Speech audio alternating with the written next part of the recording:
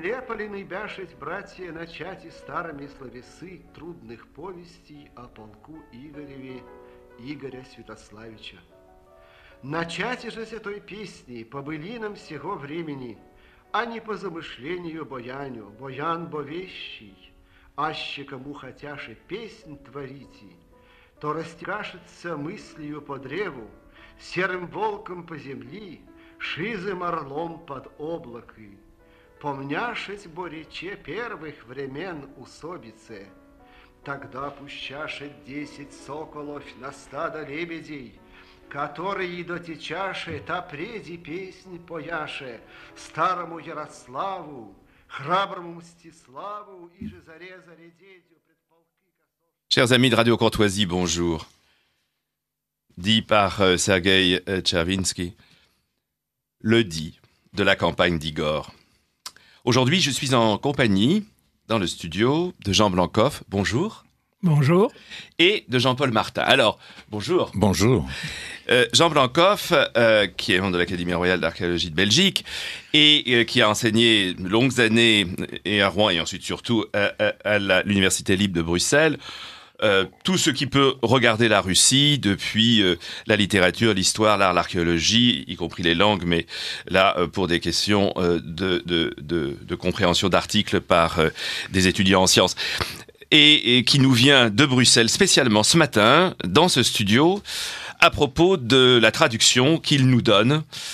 Alors, de ce manuscrit à l'histoire extraordinaire. Cher Jean Blancoff, on ne va pas commencer par l'histoire de votre famille qui vient du fleuve Amour et puis qui vient jusque ensuite en Occident pour étudier et donc c'est comme cela que il y a cette participation à la campagne du groupe expéditionnaire russe en Champagne en 1916 de votre père, si je ne me trompe. Voilà.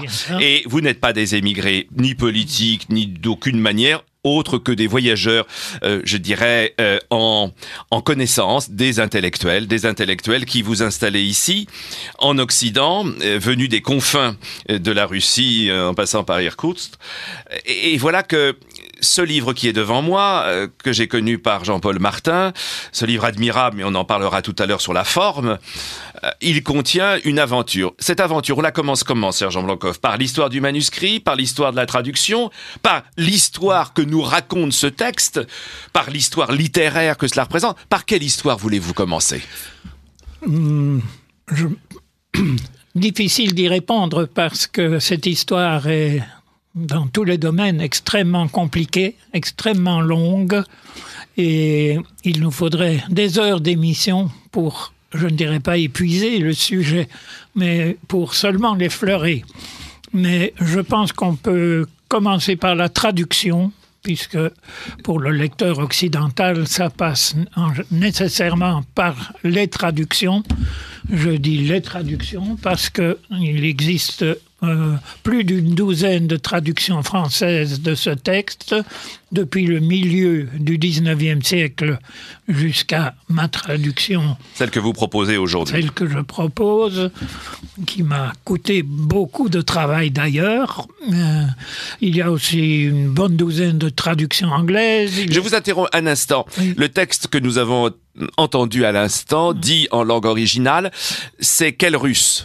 C'est du russe médiéval. C'est du russe du 12e ou 13e siècle. Ce qui permet de dater déjà le texte, cette épopée, ce chant poétique que nous avons là. Très difficile à dater parce que nous n'avons pas, comme vous savez, le texte original. Justement, on parlera de l'aventure, de la découverte du manuscrit tout à l'heure.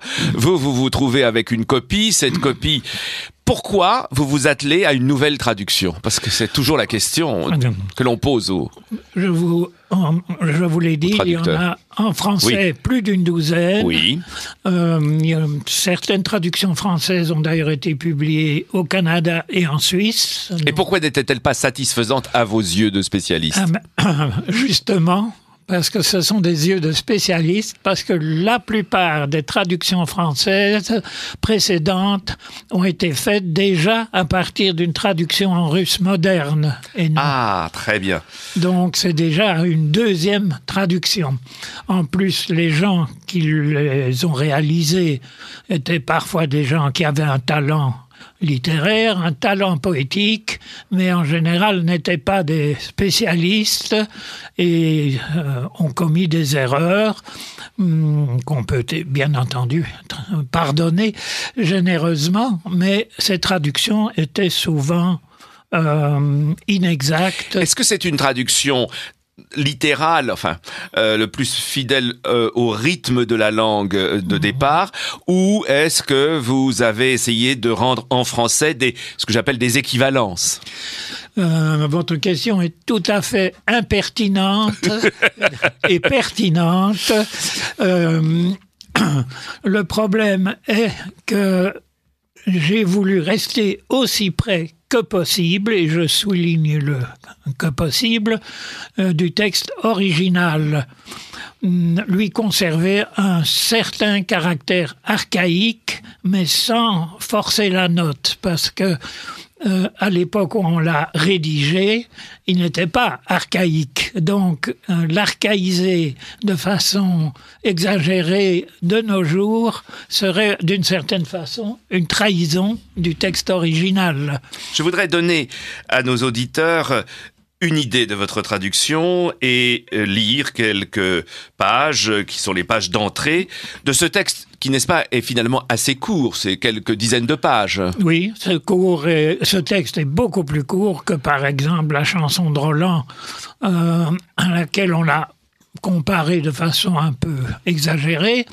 Ce n'est pas, nous y reviendrons, ce n'est pas un texte épique comme la chanson de Roland, mais c'est beaucoup plus court que la chanson de Roland. Nous sirait-il pas, frère, d'entonner avec les paroles d'autrefois les pénibles récits de la campagne d'Igor Sviatoslavitch?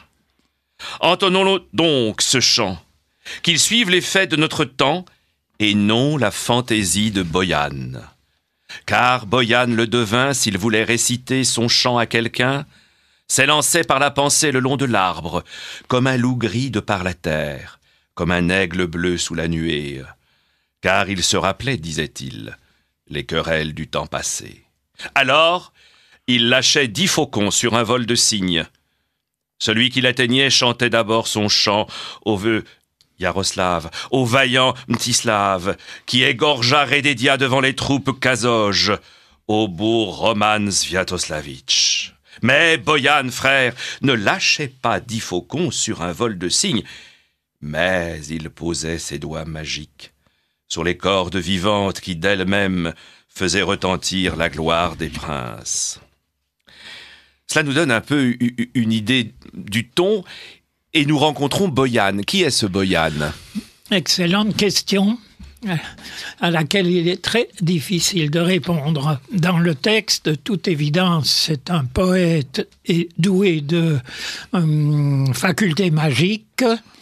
On a beaucoup glosé sur ce Boyan. Boyan le devin. Le devin. A-t-il existé? Est-ce une pure invention? Il y a tout de même un fait troublant, c'est que parmi les graffitis de la cathédrale Sainte-Sophie de Kiev, il y a un long graffiti qui mentionne la terre de Boyan, qu'il a acheté pour une somme assez élevée, ce qui indiquerait qu'il était assez riche et qu'il occupait un poste important. Est-ce le même Boyan ou non? Ça, difficile de le prouver. Mais enfin, le nom existe parmi les graffitis de la cathédrale Sainte-Sophie de Kiev. Alors justement, il y a les hypothèses, mais il y a aussi la réalité. Cette émission qui est préparée de longue date, car il fallait que vous puissiez être parmi nous à Paris aujourd'hui, cher ami Jean Blancoff. Mais c'est autour de Kiev. Vous avez prononcé le mot. Nous sommes dans une actualité, on ne va pas dire brûlante, une actualité de toujours du monde russe. Mais tout à l'heure, puisque nous allons, grâce à notre ami Jean-Paul Martin, qui a fait une très belle sélection du Prince Igor, écouter les danses polovsiennes, il est peut-être temps, un instant, avant d'entendre la première plage musicale, de donner le scénario de ce chant. Car ce chant est le chant qui se situe autour d'un combat. Et ce combat entre qui et qui? Un combat malheureux pour le prince Igor, puisque finalement il est vaincu et fait prisonnier, même s'il réussit à s'évader peu de temps après. Le combat, c'est entre ce prince d'une petite principauté du nord-nord-est de l'ancienne Russe, de l'ancienne Russie, qu'on appelait traditionnellement kievienne, et les envahisseurs venus de la steppe, les envahisseurs d'origine turque, les Polovs. Vous qui, par votre famille, comme je le disais tout à l'heure, venez du fleuve Amour, des confins de l'Extrême-Orient et qui vous retrouvez au cœur de l'Occident, un tel récit, qui est un récit de géopolitique, c'est clair, il vous parle puisqu'il met en scène ce qu'on appellera l'Orient et l'Occident, n'est-ce pas? Et ces combats qui sont la source de toute la littérature médiévale, on peut dire d'une certaine façon. Il y a deux combats. Il y a le combat de Dieu et de l'amour humain chrétien, et puis il y a le combat entre les valeureux princes et soldats, n'est-ce pas? C'est les deux grandes thématiques. Est-ce que justement le sens global de cette histoire vous a conduit dans la traduction, au-delà de ce qu'on évoquait tout à l'heure, les équivalences, est assez proche d'un ton archaïque. Est-ce que, dans la compréhension générale du texte, justement, ça a compté pour vous dans la traduction, au fond, en entrant là-dedans, comme dans un poème d'Homère?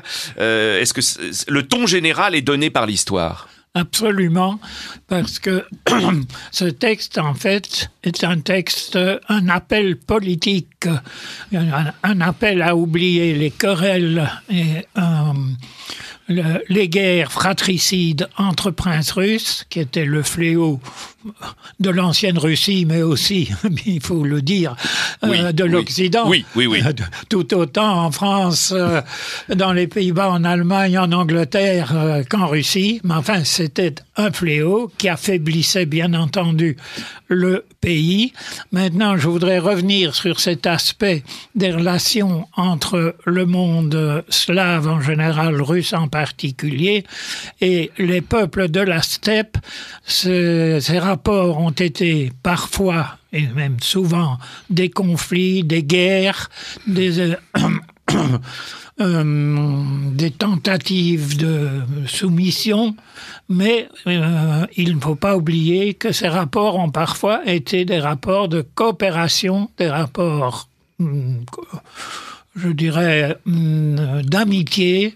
Et il ne faut pas l'oublier, un grand nombre de princes russes ont épousé des filles ou des femmes venues de la steppe, des femmes d'origine asiatique, comme plus tard, quelques 150 ans plus tard, quand les Mongols à leur tour vont envahir la Russie, toute une série de princes russes vont épouser des filles ou des femmes mongoles. Donc, ces rapports n'ont pas toujours été uniquement des rapports d'hostilité et de guerre. Mais il est vrai que, lisant le texte et le relisant, pour m'en pénétrer, je l'ai considéré à la fin comme un hymne à la paix. Certainement, puisque ça se termine comme dans un mauvais film hollywoodien par un mariage. Exactement. Mais cher Jean-Paul Martin, à votre tour d'être sur le grill de l'interview, c'est par vous que ce livre, ce très très beau livre, est venu dans mes mains. Alors, c'est extraordinaire parce que tout à l'heure, on reviendra avec Jean Blancoff à l'histoire du manuscrit, mais il y a aussi l'histoire du livre que vous avez fabriqué, enfin qui est fabriqué autour de ce dit d'Igor, qui est un livre unique. Alors, racontez un peu, vous êtes diffuseur, mais vous participez à cette aventure de la bibliophilie qui fait que j'ai devant moi non pas un livre, mais un reliquaire. Une précision importante là que vous avez évoquée, je ne suis pas l'éditeur, j'en suis le diffuseur. Et c'est très bien parce que la diffusion, c'est un choix. Oui. C'est un choix que je fais. Personne ne m'oblige à diffuser ce livre et c'est un coup de cœur.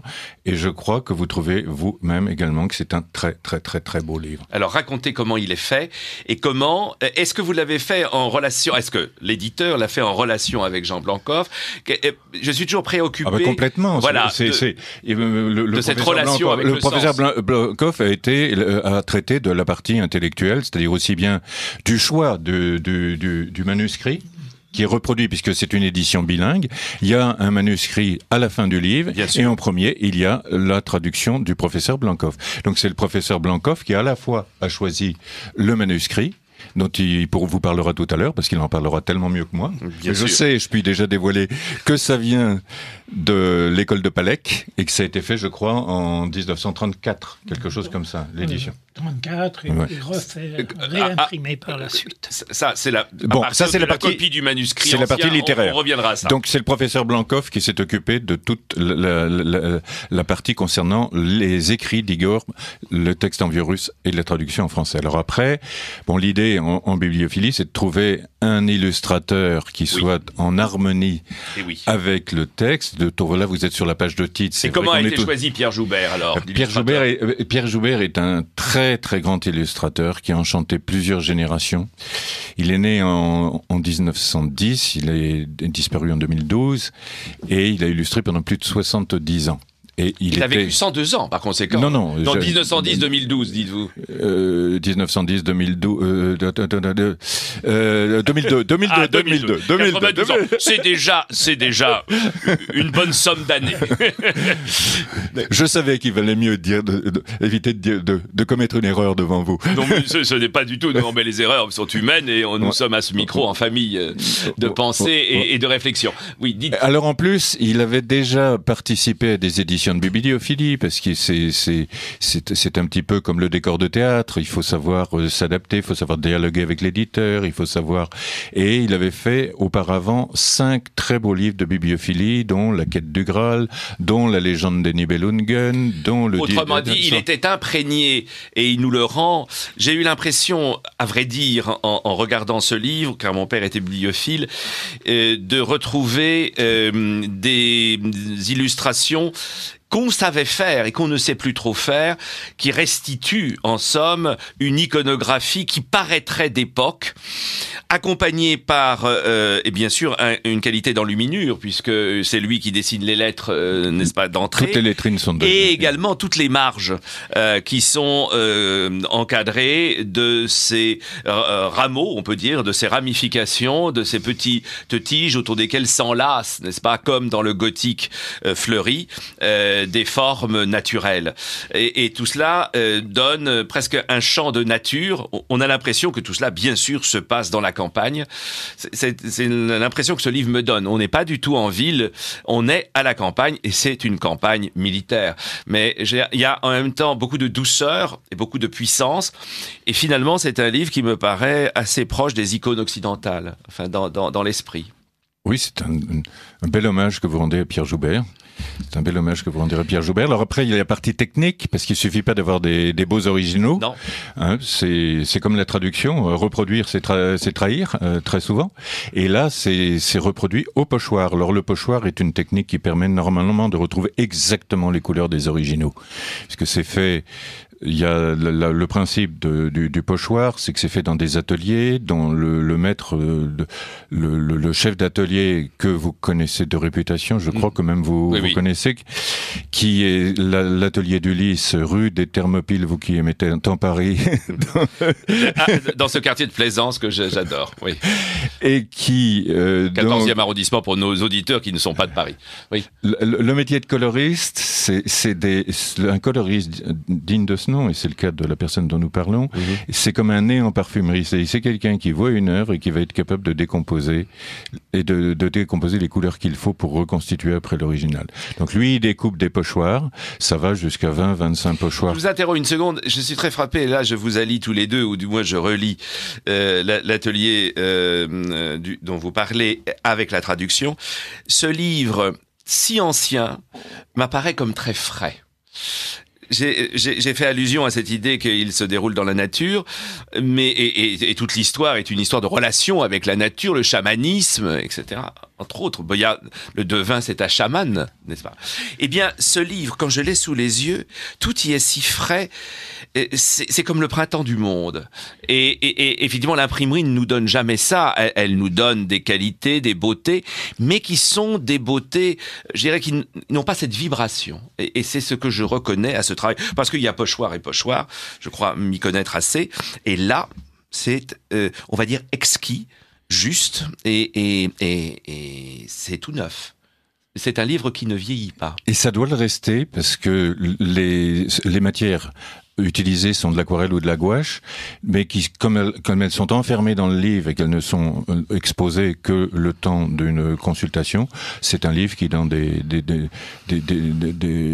siècles, enfin, j'hésite, vous voyez, à dire des siècles, mais je pense que ce sera des siècles. Entonnons donc, frère, ce récit de Vladimir l'Ancien à Igor, qui de nos jours a ceint son âme de force et aiguisé son cœur de vaillance.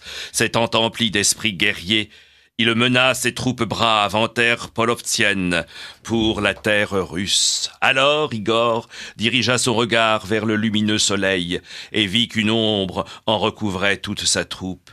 Et Igor dit à sa Droujina, « Frères et compagnons, plutôt être tués qu'être captifs. Montons donc, nos rapides coursiers, que nous apercevions le Don bleu. » L'esprit du prince s'enflamma de désir, et la passion de goûter à l'eau du grand Don lui voilà le présage. « Car je veux, dit-il, rompre avec vous, fils de la Russie, une lance au fond de la plaine polovtienne. Je veux y laisser ma tête ou boire de mon baume au Don. Ô Boyan, rossignol du temps jadis, si toi tu chantais ces combats, sautant, rossignol par l'arbre spirituel, volant en esprit sous les nuées, tressant des hymnes de gloire aux temps passés et présents, t'élançant par plaines et monts sur la trace de Troyane. Chanter le chant d'Igor reviendrait à un petit-fils de Boyan. Ce n'est pas la tempête qui a porté les faucons par-dessus les vastes plaines.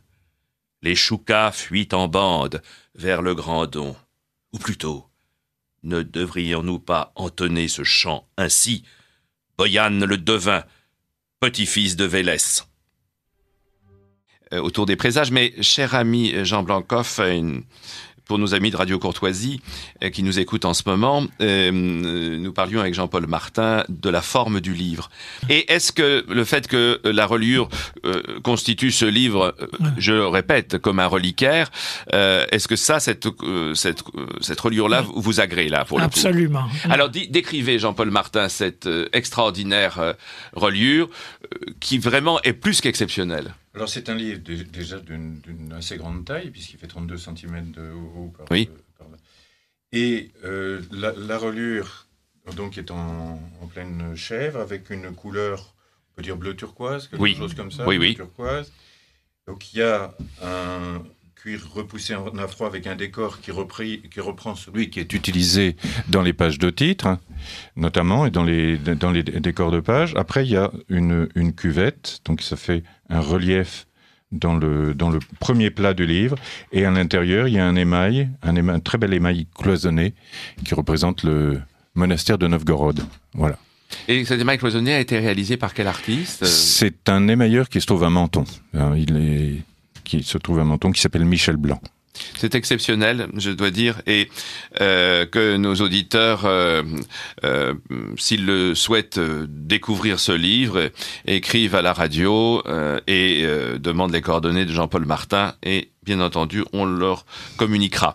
Cher ami Jean Blancoff, vous me disiez à l'instant, alors que nous écoutions deuxième plage musicale, alors qu'une demi-heure est déjà passée, qu'on n'a fait qu'effleurer le sujet. Alors, comment rejoint-on le sujet en profondeur ? Est-ce que c'est par l'histoire du manuscrit ou par quelque autre côté ?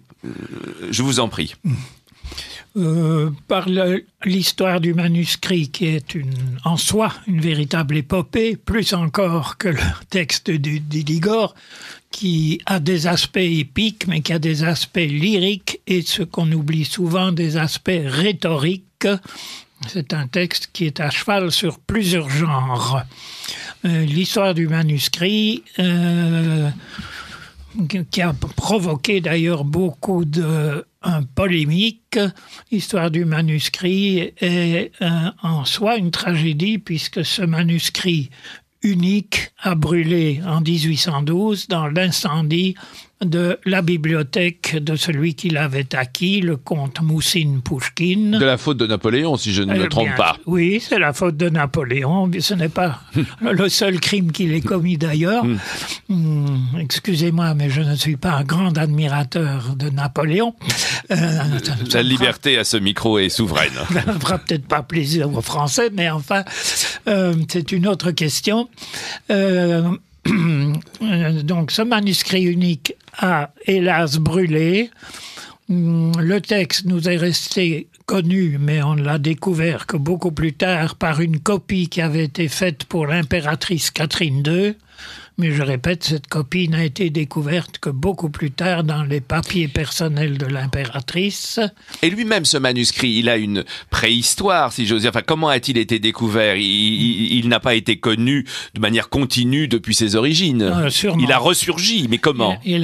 Il a probablement été copié au XVIe siècle, parce que la langue du texte qui nous est parvenu parfois fait songer à la langue du XVIe siècle, parce qu'il a dû être recopié au XVIe siècle. Et modernisé peut-être quelque peu ?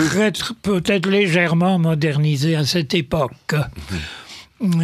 Et donc ce manuscrit était resté en main privée ? Ce manuscrit était resté au départ probablement dans des archives de monastères divers, et il a été découvert à la fin du XVIIIe siècle, dans les années 1780. La date exacte n'est pas connue avec certitude, 1782, 83, 84, nous ne le savons pas exactement. Mais dites-moi, Jean Blancoff, oui. Vous faisiez allusion tout à l'heure à la chanson de Roland. Il se trouve que je préfère à la chanson de Roland la chanson de Guillaume d'Orange, que je trouve absolument exceptionnelle et que j'invite tous nos auditeurs à lire. Mais c'est la chanson de Roland qui a une importance dans la mémoire française. Est-ce que ce manuscrit, à partir du moment où il va être publié, quand est-il publié en Russie ? En 1800, tout juste.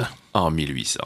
Donc, et va-t-il jouer un rôle, je dirais, dans la mémoire, donc dans l'histoire patriotique même, pourrait-on dire, de la Russie ? Absolument, absolument.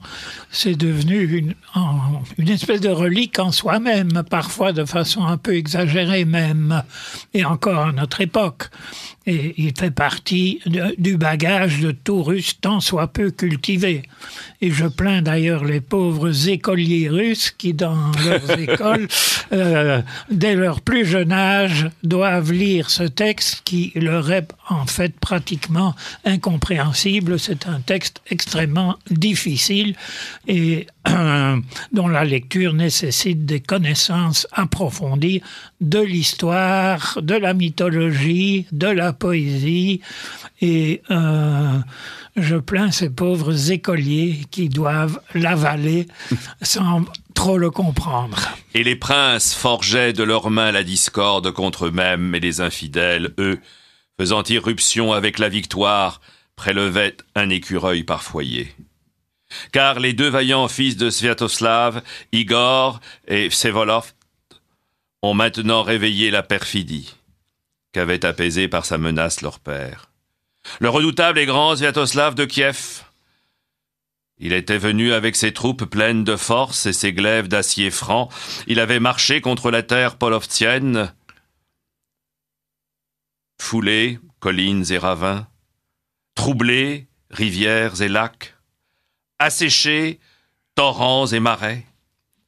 Et comme une tornade, Kobiak, l'infidèle, il l'avait arraché du fond de sa baie marine, de ses innombrables troupes de fer polovtiennes. Et Kobiak s'était écroulé dans la ville de Kiev, dans la grande salle de Sviatoslav. Et maintenant les Germains et les Vénitiens, maintenant les Grecs et les Moraves chantent la gloire de Sviatoslav, blâmant le prince Igor, qui a noyé la prospérité au fond de la rivière Kayali, de la rivière Polovtsienne, éparpillant l'or russe. Voici que le prince Igor est passé de la selle dorée à la selle de la captivité. Les remparts des villes se sont couverts de tristesse. La joie s'est tue. Vous disiez à l'instant, cher ami Blancoff, que ce livre est à cheval sur plusieurs genres. Lorsqu'on le lit ainsi, on est pris entre une forme de chant, qui est la poésie pure, et en même temps des renseignements très précis, qui en font un véritable traité d'histoire. Et je voudrais que, justement, vous commentiez ce passage, et maintenant les Germains et les Vénitiens, maintenant les Grecs et les Moraves chantent. Pourquoi tout cela chante la gloire de celui qui a vaincu le prince Igor? Parce que le dit d'Igor est, je vous l'ai dit tout à l'heure, un appel à l'unité des princes russes contre une menace extérieure, contre l'ennemi. Mais ce texte, vous le savez sans doute, a fait l'objet dès sa parution, dès 1800, l'objet de polémiques violentes, oui. Et particulièrement, je regrette de devoir le dire, en France, et c'est une des raisons pour lesquelles il est si mal connu dans votre beau pays. Les sceptiques, qui sont de moins en moins nombreux d'ailleurs, les sceptiques ont essayé, je dirais, de faire oublier ce texte en l'accusant d'être un faux du XVIIIe siècle. Les polémiques, vous n'avez pas idée de la façon dont ces polémiques se sont déroulées. Vous savez, en littérature, en histoire. Et combien elles ont été violentes. J'en ai tant vu. Violentes. Or, il se fait, vous le devinez que je suis convaincu de son authenticité, mais il faut souligner qu'il n'y a pas une seule faute historique dans ce manuscrit. Un faussaire de la fin du XVIIIe siècle n'aurait pas eu la connaissance. N'aurait pas eu les connaissances nécessaires. Les connaissances, oui. Même l'éclipse de soleil à laquelle vous avez fait allusion tout à l'heure est un fait astronomiquement prouvé. Ce n'est pas une invention. Elle a eu lieu précisément à l'époque de la campagne, juste avant la campagne d'Igor. Peut-on imaginer un faussaire de la fin du XVIIIe siècle qui aurait songé, découvert qu'une éclipse de soleil avait eu lieu? C'est impensable. Et je pourrais multiplier les exemples de ce genre. Il y en a des dizaines. Autrement dit, vous n'êtes pas simplement, et je l'avais bien compris, un professeur, un spécialiste, un traducteur, mais vous êtes celui qui nous permet de reconnaître la valeur et qui replace dans son contexte ce livre qui, effectivement, au-delà des genres qu'il rassemble, est un livre qui dit l'histoire, mais qui la raconte comme on la racontait, avec cette intégration à la nature quand même. La nature, vous l'avez bien senti, joue un rôle énorme dans ce texte, comme elle joue un rôle énorme dans la vie de la Russie médiévale. Et encore de nos jours, d'ailleurs, la nature joue un grand rôle dans, je dirais, la pensée collective des Russes, encore au XXIe siècle. Évidemment. Insister sur le fait... Vous vouliez insister, dites, cher ami Jean Blancoff. Je rappelle que vous êtes l'invité de Radio Courtoisie dans cette matinée consacrée aux grands textes fondateurs, on peut dire, de l'histoire littéraire et mémorielle de la Russie. Je voulais insister sur le fait que les sceptiques, depuis déjà presque à peu près 200 ans, ont dit, écrit, que dans le texte, il y avait des mots incompréhensibles, des mots qui n'étaient pas d'origine russe. On a parlé de gallicisme, on a parlé de polonisme, on a parlé de beaucoup d'ismes. il y a même pas 10 ans, un des grands linguistes russes actuels, l'académicien Zalizniak, a écrit un livre remarquable dans lequel il prouve que tous les mots soi-disant d'origine étrangère ou soi-disant inconnus existaient bien en vieux russe. La démonstration est tout à fait probante. Ce que vous dites est très important, puisqu'on comprend bien qu'il ne s'agit pas d'une querelle d'experts, authentique, pas authentique. Il s'agit de fonder, par ce texte, une histoire. Et donc, cette authenticité, elle n'est pas une manière de donner une valeur matérielle, mais une valeur spirituelle. Bien sûr. Et parce que, pardon de vous interrompre, puisque nous avons entendu tout à l'heure, toujours extrait du Prince Igor, la rêverie au clair de lune, voici ce passage que je trouve un des plus beaux et je ne lis pas tout car vous aurez à lire le livre. Avant que je lise ce passage sur le songe, qui est une partie centrale pour moi de ce livre, je donne les coordonnées à l'antenne de Jean-Paul Martin qui diffuse ce livre, coordonnées email, galerie JPM, galerie GALERIE @gmail.com. Donc, galeriejpm@gmail.com, JPM comme Jean-Paul Martin. Vous rencontrerez un homme exquis, un amateur de livres et quelqu'un qui ne vend pas, mais qui propose après avoir infusé et être convaincu. Et Sviatoslav vit un songe troublé à Kiev sur les collines.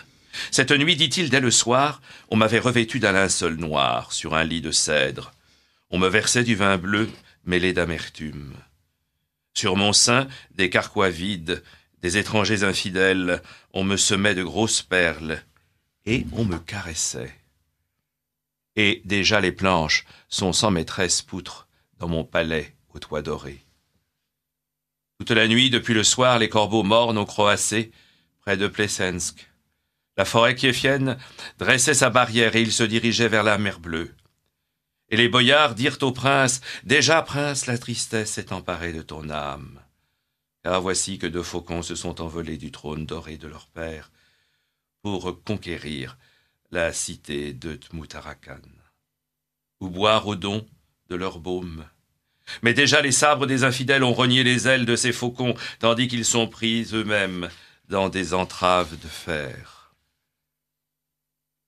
Car il se fit sombre le 3e jour. Les 2 soleils se sont obscurcis.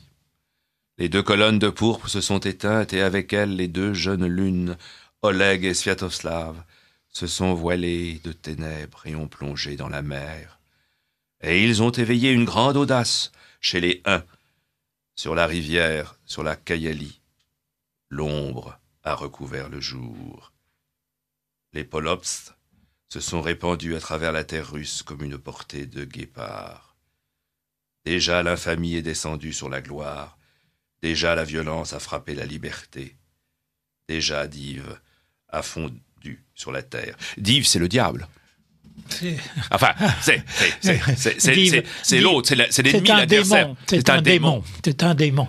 Et je n'ai pas pu ne pas songer, étant un lecteur de La Chouette de Sadegh Hedayat, ce grand écrivain iranien qui s'est suicidé à Paris il y a un peu plus de 50 ans, je n'ai pas pu ne pas penser aux démons et aux djinns de Victor Hugo, de cet Orient, n'est-ce pas, à l'imaginaire qui fait des brumes des êtres menaçants et qui s'emparent de l'esprit.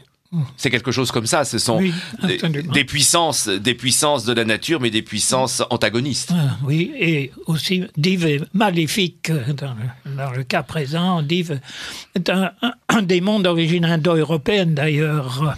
Oui, alors ce qui m'a beaucoup frappé, si je vous pose la question, cher ami Jean Blancoff, c'est que Dive est divin, oui. Je ne peux pas ne pas... Non, mais vous avez raison. Les origines sont les mêmes. Les dieux sont imprévisibles, n'est-ce pas? Et nous en sommes bien conscients ici. Alors que nous allons tout à l'heure nous quitter, je voudrais, cher ami, non pas vous demander un testament, mais ce livre auquel vous avez consacré beaucoup d'années de votre vie.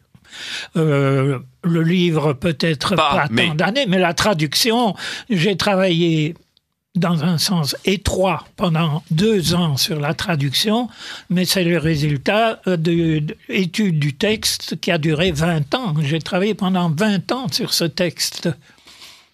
20 ans.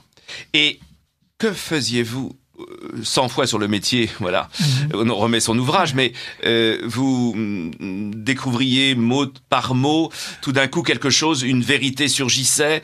Exactement. Et j'ai lu, je ne pourrais pas vous dire exactement combien, mais j'ai dû lire plus d'1 millier de livres et d'articles consacrés à l'histoire de ce texte. Le dit de la campagne d'Igor. Ce texte extraordinaire que nous allons aborder par une dernière lecture avant de nous quitter, et nous nous quitterons d'ailleurs avec ce passage des retrouvailles de Jaroslavna et du prince Igor à la fin du prince Igor de Borodine. Mais ce passage-là est justement ce passage qui me touche énormément et qui est pratiquement vers la fin du livre. Et je vous souhaite, chers amis, de le découvrir en totalité. Sur le Danube, la voix de Jaroslavna s'élève. Dès l'aube, elle lance son appel tel un coucou, doucement. Je volerai, dit-elle, comme un coucou, le long du Don. Je tremperai ma manche de verre dans la rivière Kayali. J'essuierai les plaies sanglantes du prince sur son corps puissant. Dès l'aube pleure Jaroslavna dans Poutivle, sur le rempart, disant « Ô vent, vent sauvage, pourquoi, Seigneur, souffles-tu contre nous? Pourquoi portes-tu les flèches des huns sur ton aile légère contre les guerriers de mon aimé? Ne te suffit-il pas de souffler là-haut sous les nuées, berçant les vaisseaux sur la mer bleue? Pourquoi, Seigneur, as-tu dispersé ma joie de par l'herbe de la steppe? Dès l'aube pleure Jaroslavna sur le rempart de Poutivle, disant « Ô Dniepr, fils de Slavuta, tu as percé les monts rocheux à travers la terre polovtienne. Tu as bercé sur tes flots les nefs de Sviatoslav jusqu'à la horde de Kobiak. Berce, Seigneur, mon bien-aimé, jusqu'à moi, que je ne doive pas à l'aube lui envoyer mes larmes vers la mer. Dès l'aube pleure Jaroslavna dans Poutivle, sur le rempart, disant « Clair, 3 fois clair soleil, pour nous tu es chaud et beau. Pourquoi, Seigneur, as-tu dardé ton rayon ardent sur les guerriers de mon aimé? Pourquoi, dans la plaine aride, as-tu racorni leurs arcs de sécheresse, empli leurs carquois de détresse? » On est profondément ému. Et, cher ami Jean Blancoff, cher ami Jean-Paul Martin, 1000 merci parce qu'on se promettait cette émission. Mais je pense qu'elle a tenu ses promesses. Alors continuez, chers amis auditeurs, d'explorer la poésie du monde et par là même comprenez les peuples. Prince Igor, Borodine, tu nous accueilles. À bientôt, chers amis. À bientôt. Merci beaucoup. Merci beaucoup, Merci. Pascal Payen-Penzeler. Merci.